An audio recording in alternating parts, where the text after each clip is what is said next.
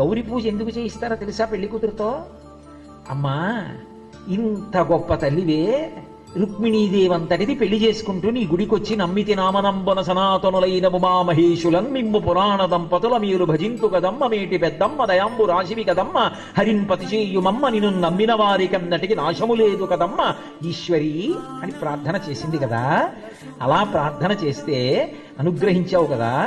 అమ్మా, ఒక్కసారి మీ ఆయన నిన్ను కాళీ అన్నందుకే నువ్వు నలుపు రంగు వదిలేసేసి పసుపు వర్ణంతో గౌరవర్ణంతో గౌరీ అన్న పేరుతో వచ్చి కూర్చున్నావే, మీ ఆయనకి ఏదో చిన్న దాంట్లో తగిన దానను కానన్న భావన కూడా నువ్వు తట్టుకోలేకపోయావు.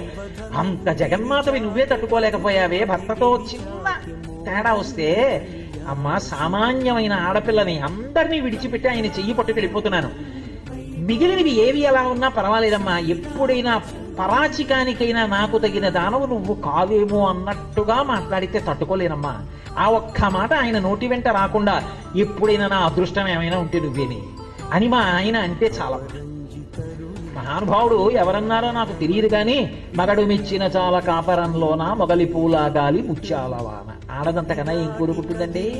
భర్త ప్రేమగా పిలిస్తే చాలు, ప్రేమగా చూస్తే చాలు, పొంగిపోతుంది అని గౌరీ పూజ చేసి అప్పుడు పీటల మీద పెడుతుంది పిల్ల.